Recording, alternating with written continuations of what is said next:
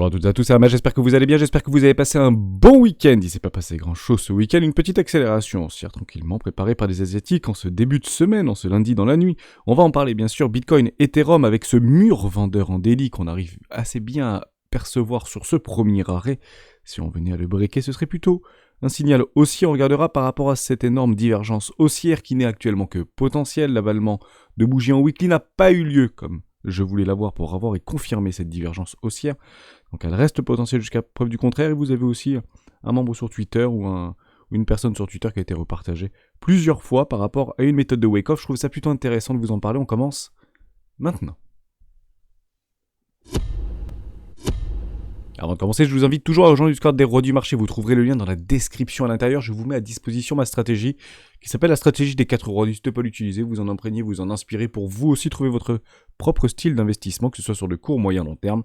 Allez, faites pour vous, onglet documentation. On parle Bitcoin, très rapidement toujours. On va chercher ses objectifs. Premier, petite box verte. Deuxième, petite box verte. Troisième, petite box verte, aux alentours des 18 200 $. On va très probablement aller la chercher. Poche de liquidité complètement logique au niveau de ces vendeurs à découvert qui continuent à s'empiler. On le voit très très bien sur notre order flow. Vous avez potentiellement un petit cross au niveau de notre billet momentum EMA9, EMA18 qui est en train de se mettre en place sur Bitcoin. Il avait été mis en place précédemment. Malheureusement, la bougie ici l'a ravalé et vous avez en fait la confirmation directement sur Ethereum. Lui a bien été effectué. Donc, Ethereum serait-il en avant? Excellente question. Vous avez ici quelque chose de très ressemblant par rapport à ce premier arrêt qui est une réelle mise à disposition d'une offre conséquente, notamment sur Ethereum. Nous sommes ici sur le premier arrêt. Vous avez un billet momentum haussier. Vous avez une bougie rejetée, 2 bougies rejetées, 3 bougies rejetées, 4 bougies rejetées, et la 5e est en train de se faire rejeter actuellement. Ça, c'est clairement algorithmique. C'est clairement des institutionnels ou des gros portefeuilles, de la smart money si vous voulez, qui mettent à disposition beaucoup d'offres en Ethereum pour arrêter la poursuite haussière de ce cours, ou ça, sur un premier arrêt. Quand il n'y aura plus de vendeurs et qu'il y aura potentiellement une prépondérance d'acheteurs, on ira très probablement chercher une zone de rechargement de vente logique un tout petit peu plus haut, aux alentours des 1500 $, au niveau d'un prix plutôt psychologique, un peu un prix magique, 1500 $, zone de rechargement de vente logique. On attendra tous les signaux ultra bull si on vient à aliéner ici les 1680 $ sur Ethereum. Pourquoi? Parce qu'on retournerait cette dynamique tendancielle baissière de fond qui dure maintenant et que l'on constate bien évidemment depuis août 2022. Tout simplement. Donc actuellement nous sommes dans un énorme range sur Ethereum, on l'a cassé par le bas sur Bitcoin. Beaucoup de catalyseurs ont propulsé ce cours un peu plus bas par rapport à ses précédents lows. Est-ce que c'est grave? Pas nécessairement, encore une fois. Le marché a toujours raison de toute manière. Si on venait en fait à travailler et à essayer de structurer des creux toujours plus hauts que les précédents et des sommets toujours plus hauts que les précédents pour aller chercher des invalidations par rapport à des précédents plus hauts qui seraient donc plus bas que les suivants, à ce moment-là, on tenterait de retourner cette dynamique tendancielle baissière de fond, notamment en daily, voire en weekly, invalidation totale, si on vient accepter au-dessus des 2000 $, 2030 $, prix psychologique tout simplement. Bitcoin un petit peu moins puissant, jusqu'à preuve du contraire par rapport à Ethereum. L'ensemble des cryptoactifs sont plutôt résilients, notamment sur le market cap total. On continue à travailler, à breaker, à essayer de structurer des petits W daily derrière cette trendline, plutôt intéressant à observer. Pas plus de choses à dire au niveau de l'analyse technique actuellement, on va faire un tout petit peu d'order flow. On peut regarder ici qu'on est plutôt contre ce mouvement, pour moi jusqu'à preuve du contraire. On a encore ces fundings qui sont relativement négatifs et on continue tout le week-end à essayer d'empiler des shorts. On le voit très bien, c'est très significatif. Un funding négatif égale augmentation des open interest. Le ratio long short qui est plutôt encore en faveur des vendeurs à découvert plus qu'en prépondérance par rapport à des longues, mais ça tend à se déprécier. Vous avez une augmentation au niveau des CVD sur les contrats futurs et un aplatissement au niveau des CVD spot, mais on attend vraiment ce petit rebond haussier. En somme, c'est clairement ça qu'on peut attendre. Si vous voulez une accélération haussière, un réel breakout, une vraie accélération, si hop, un petit truc comme ça, et il en faudra pas plus pour, je pense et je l'espère, diminuer au niveau des open interest, venir chercher des grosses poches de liquidité de vente. Restons toujours bien évidemment dans une dynamique tendancielle baissière de fond. Allons chercher potentiellement un objectif sur les 18 200 $, voire une zone de rechargement de vente logique 19 500 et 20 000 $.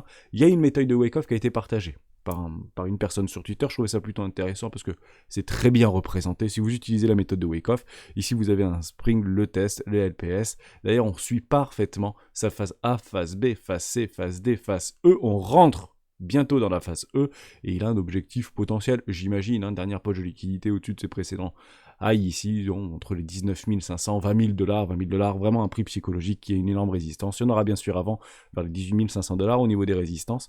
Donc je trouvais ça plutôt intéressant de l'observer. Donc ça représente quoi? Est-ce que ça veut dire ça y est, c'est to the moon? Non, en réalité c'est pas ça. En réalité, la vérité qu'on peut éventuellement admettre, c'est que le cours est 80% en range et 20% en tendance. Et 80% en range et potentiellement 20% en tendance. Vous voyez ce que je veux dire? Donc on peut aller rechercher toujours plus bas les poches de liquidité d'acheteurs à découvert qui se sont positionnés un tout petit peu sur le tard et qui se feront sortir tôt ou tard pour aller chercher potentiellement une zone de rechargement d'achat long terme, moyen terme, court terme pour pousser ce cours ou malheureusement échouer et aller faire un nouveau plus bas. C'est en tout cas le scénario qui est donné par beaucoup d'idiotistes depuis qu'on est parti chercher ces précédents lots. Malheureusement, c'est d'aller faire cette petite ABC pour aller transformer une espèce de A, une B et potentiellement une C qui peut être tronquée, bien évidemment. Donc toujours pareil, zone de rechargement d'achat court terme ou malheureusement validée et plus puissante pour aller chercher les 14 500, les 13 500. Mais ce sera nécessairement lié par des news catalysantes. Et vous avez une news catalysante, pour le coup, qui est la semaine prochaine au niveau du FOMC. C'est ici, vous pouvez le retrouver tout simplement sur Investing ou sur d'autres sites comme Trading, etc. Pas de problème avec ça. Vous l'aurez ici. Voilà, inscription au chômage, non, c'est pas là, c'est semaine prochaine, pardon. Les plus gros coups, ce sera là. Communiqué du FOMC, décision de la Fed des taux, IPC annuel, etc. au niveau de l'Angleterre. Vous avez en fait un gros paquet de news très catalysantes qui vont apparaître à partir de la semaine prochaine. Donc est-ce que elles sont plutôt bonnes? Est-ce qu'elles seront plutôt mauvaises? Est-ce qu'elles seront plutôt appréciées et pricées par le marché?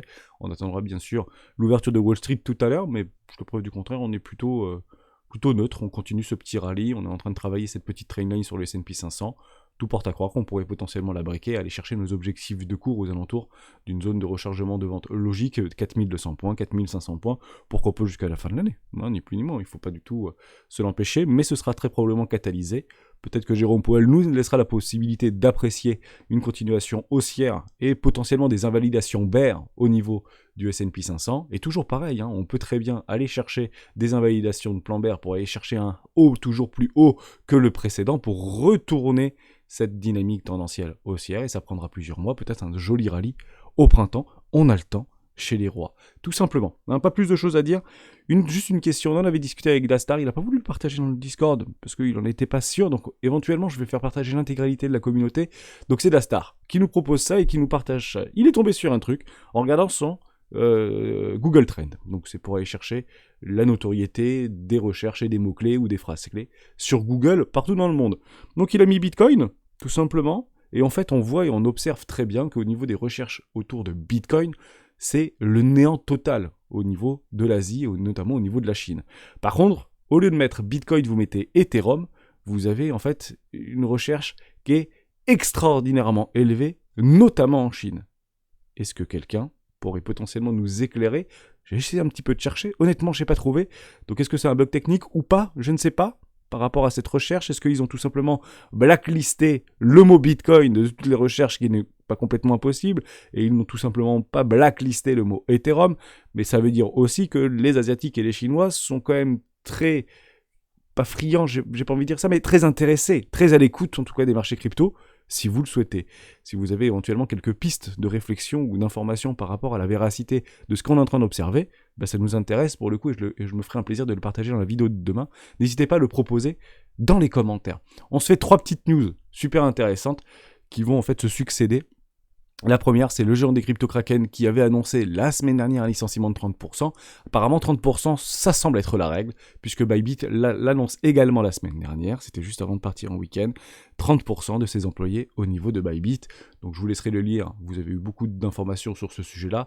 Ils étaient 2000 employés jusqu'à preuve du contraire, donc 2500 employés, 2000 employés, donc s'ils enlèvent 30%, pour le coup, ils se retrouveraient aux alentours des 1300 à peu près employés. Donc ce sera des départs potentiellement volontaires avec des grosses primes derrière. Donc toujours pareil, c'est potentiellement pas des licenciements secs parce qu'il y a des réelles difficultés au niveau de l'échangeur. Ils se préparent toujours tout simplement à l'hiver crypto. Je leur rappelle que Benzu, le CEO de Bybit, encadre un Bitcoin aux alentours des 9000 $. Binance CZ avait éventuellement annoncé il y a plusieurs mois en arrière qu'il était prêt à voir et à accepter et à tenir si Bitcoin passait à 3000 $, voire sous les 3000 $. Et bien sûr, on se rappelle du petit tweet de CZ de fin de semaine dernière, méfiez-vous des échangeurs qui licencient. Effectivement, est-ce qu'il faut vraiment s'en méfier? Je pense que quand vous êtes CEO et quand vous êtes patron, malheureusement, il faut prendre des décisions parfois lourdes de conséquences pour beaucoup d'êtres humains et pour éventuellement sauver sa boîte, tout simplement. Alors, est-ce que ça veut dire qu'elle est en très grande difficulté? Je ne pense pas, personnellement. Mais encore une fois, Twitter, Elon Musk a racheté Twitter et a licencié près de 50% des employés, donc on peut savoir que c'est assez compliqué, mais c'est quelque chose de relativement courant, notamment dans la culture américaine et potentiellement asiatique, me semble-t-il, donc attention par rapport à ça, pas de conclusion hâtive, les décisions sont difficiles, et quand ça va mal, et quand le marché tout entier va mal, il faut bien évidemment se hedger, se protéger, et ça peut aussi passer par des licenciements. Donc je m'inquiète pas plus que ça par rapport à la santé financière de ces entreprises. Je pense que si elles devaient tomber, elles seraient déjà tombées. Et le marché, en fait, nous dit qu'il est en train de pricer éventuellement des risques systémiques qui ont été évités, mais peut-être des petits dommages collatéraux encore à arriver sur des peut-être plus petits échangeurs, et notamment des échangeurs décentralisés. Nouvelle vague de licenciements chez Coinbase, donc ça a été exactement la même chose côté Coinbase, ils avaient relicencié 18%, et je pense que ça tourne aux alentours des 30% entre le mois de juillet, me semble-t-il, et le mois de novembre, voire décembre, donc je pense qu'on est aussi par rapport dans ce cadre-là, ou dans cet ordre de mesure-là, également sur Coinbase, ce qui est juste un tout petit peu plus dommageable, et là on va rentrer dans le détail par rapport à cette news-là. Elle touche principalement des postes branches recrutement et onboarding institutionnel. Onboarding institutionnel, c'est l'accompagnement des institutionnels sur les outils, notamment, et les solutions cryptographiques, ni plus ni moins. C'est de l'accompagnement, c'est pas de la vente pure, c'est plutôt de l'accompagnement, de l'élevage au niveau du client. C'est très répandu dans les startups, onboarding. Voilà pour ça. Donc c'est pas très rassurant. Ça veut dire que les institutionnels tournent un petit peu le dos et qui sont aujourd'hui en surnombre par rapport à Coinbase sur la branche institutionnelle. Dommage pour ça, bien évidemment. Tout simplement. On continue. Crédit Suisse rebondit. La sortie de capitaux ont pratiquement cessé. Bonne nouvelle, pas bonne nouvelle. Pour moi, c'est juste un rachat de short. Je vais être tout à fait honnête avec vous. Si on met Crédit Suisse, donc vous avez des bonnes nouvelles, donc c'est plutôt médias traditionnels. Je trouvais ça plutôt intéressant. On va se mettre en weekly. Donc, quand vous voyez des news comme ça, ne vous jetez pas dessus. D'accord? C'est comme sur Facebook, par exemple. C'est tentant d'acheter les $100 ou les $110 ou les $93. Oui. Mais en fait, quand vous voyez la tronche du graphique, c'est ultra baissier. Vous avez des capitaux qui sont sortis de façon assez massive sur l'action, sur le marché secondaire. Ça on l'observe, mais également dans la vraie vie, beaucoup de très gros portefeuilles ont bankrun en réalité le Crédit Suisse. Les plus petits portefeuilles ont plus de mal à sortir. J'avais quelques membres du Discord et notamment un qui est venu me voir pour dire j'ai enfin réussi à sortir du Crédit Suisse. Ils n'ont plus aucune considération vis-à-vis de nous, etc. En tout cas, petit portefeuille, client retail, j'ai envie de vous dire le public lambda, tout simplement. Quels que soient les portefeuilles qui sont aujourd'hui détenus par le Crédit Suisse, ils sont plutôt focus institutionnel, ils perdent leurs institutionnels, c'est clairement leur fonds de commerce. Et aujourd'hui, le principal client de Crédit Suisse, c'est la Suisse. Il faut vraiment se le rendre compte. Et malheureusement, il ne faut pas se jeter là-dessus. En tout cas, moi, je ne me jetterai pas là-dessus. Donc oui, il y a un rebond plutôt intéressant. Rebond de 10%. Pour moi, c'est des prises de profit de short. Voilà, ni plus ni moins. Tant que je n'ai pas de construction, bien que ça peut être intéressant, je ne dis pas sur ces niveaux de valorisation, mais c'est extrêmement baissier. Là, vous achetez pas la force, vous achetez la mort. Vous achetez rien. Faites très attention quand vous avez des petites news qui passent dans ce sens-là. On continue avec deux news très importantes qui sont passées et qui ont fait beaucoup de bruit la semaine dernière. C'est le blog de la BCE insiste sur le fait qu'il s'agit du dernier combat de Bitcoin. Les responsables affirment que Bitcoin se dirige vers la non-pertinence en relation directe et en écho direct par rapport aux monnaies numériques de banque centrale. D'accord ? Donc ça, c'est ce que le monde, entre guillemets, non initié, voit et lit. Ça donne clairement pas envie d'aller acheter du Bitcoin, si vous voulez. Vous n'allez pas acheter la non-pertinence. Vous pouvez éventuellement essayer de convaincre vos amis et vos voisins, vos membres de votre famille. En lisant ça, c'est quand même pas rien. C'est passé en boucle la semaine dernière, voire depuis 10 jours. Ça donne pas envie d'y aller. Et tant mieux. Et tant mieux. Tout simplement. C'est à ce moment-là, et c'est dans ces situations-là, que généralement les institutionnels se positionnent. Et en fait, capturent la liquidité. Dans l'ombre, dans la patience, parce qu'ils ont beaucoup de capitaux et surtout beaucoup de temps. Voilà pour ça. Également, faillite de FTX, la mort annoncée des crypto-monnaies. Voilà ce qui passe en boucle depuis maintenant plusieurs semaines. C'est ça qui passe en boucle. Et c'est généralement dans ces situations psychologiques de marché que les bottoms peuvent se former. Dernière petite chose, par rapport au nombre de recherches qu'on peut avoir vis-à-vis de la cryptosphère, vis-à-vis de FTX, vis-à-vis de Google et vis-à-vis d'Ethereum. Nous, ce qui nous intéresse, c'est pas qu'on parle de Bitcoin. Parce qu'on peut, en fait, et on l'observe, on parle beaucoup, mais plutôt en mal de Bitcoin. Nous, ce qu'on veut voir, c'est est-ce qu'il y a des gens qui, potentiellement, sur Google, marquent « Je veux acheter du Bitcoin » ou « Je veux acheter de l'Ethereum ». C'est ça qui nous intéresse. Et on peut le corréler par rapport à FTX. C'est quand même assez impressionnant. Vous mettez Buy Bitcoin, Buy Ethereum et FTX, c'est quand même assez impressionnant au niveau de l'explosion vis-à-vis de FTX. Et voilà aujourd'hui, c'est plutôt représentatif d'un point de vue psychologique lorsqu'on prend du recul. Aujourd'hui, pour des personnes qui ne sont pas en fait dans ce monde des cryptoactifs, pas forcément qui veulent en acheter ou ne pas en acheter, mais si vous le souhaitez, là ce qui est en train d'apparaître, c'est que on arrive assez simplement, lorsque vous allez parler de Bitcoin à quelqu'un, ou si vous allez parler de crypto à quelqu'un, ou si vous allez parler de NFT à quelqu'un, en fait le raccourci le plus rapide c'est oui mais ça a fait faillite, ça n'existe plus, c'est FTX. Et c'est plutôt en fait très représentatif, encore une fois, de la psychologie du retail. Ils ne peuvent pas acheter maintenant. En tout cas, ceux qui achètent maintenant et sur son niveau de prix, ce n'est pas une majorité de personnes ou de petits portefeuilles. Il faut juste le comprendre. Les petits portefeuilles n'achètent pas les bas-fonds du désespoir. Les petits portefeuilles achètent en quantité astronomique les tokens des institutionnels qu'ils ont accumulés sur des très bas niveaux de valorisation. Ce n'est jamais différent. Jamais différent. Ok ?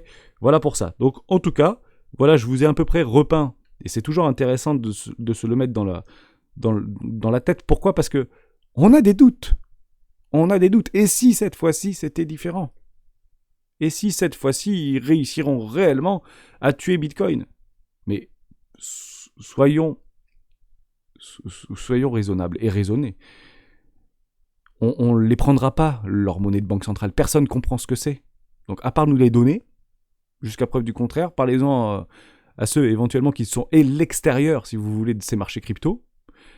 Si vous leur parlez de monnaie de banque centrale, de numéro des banques centrales, ils ne savent même pas de quoi on parle, en fait. Vous imaginez le temps qu'il faudra pour éventuellement essayer d'expliquer aux gens ce que c'est, la pédagogie autour de tout ça, l'utilité autour des monnaies centrales, de banques centrales, etc. Parce qu'il y en a plusieurs qui l'ont mis en place, notamment au Nigeria. Aujourd'hui, au Nigeria, il y a 1 personne sur 3 qui utilise Bitcoin. Au quotidien. 1 personne sur 3. Et ce qu'il faut savoir aussi, c'est qu'ils ont une monnaie de banque centrale qui est utilisée par personne.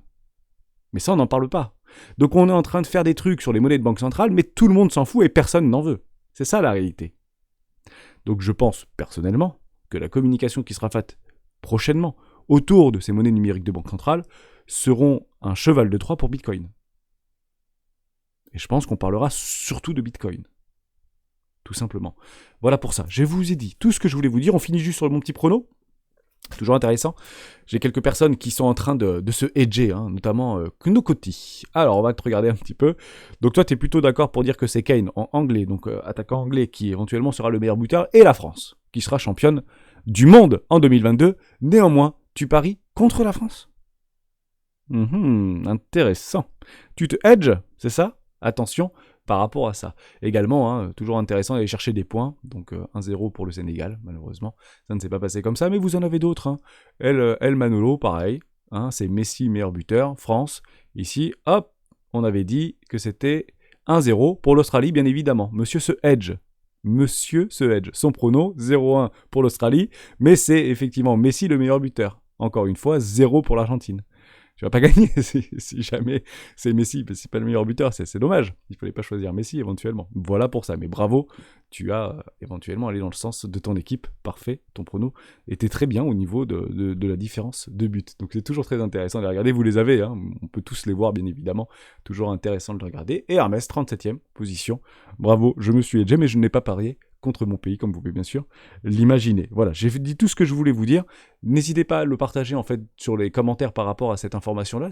Honnêtement, ça m'intéresse beaucoup d'en savoir un tout petit peu plus. Pas plus de choses à dire en ce début de semaine. On continue notre toute petite respiration de marché, ce tout petit rallye aussi. On verra bien où ça nous amène. Bien évidemment, toujours un petit peu tard pour aller chercher des longues, un petit peu à levier. Pas parce que ça monte que ça ne fait que monter. Bien évidemment, soyez prudents. On approche très fortement d'une zone de liquidité de vente logique premier arrêt ici. On l'a dans le viseur, les fameux 17 800 $. Soyons patients. Est-ce qu'on l'aura dans les prochaines 48 heures ? La question reste ouverte. On se retrouve demain dans une prochaine vidéo du Bitcoin. Ciao.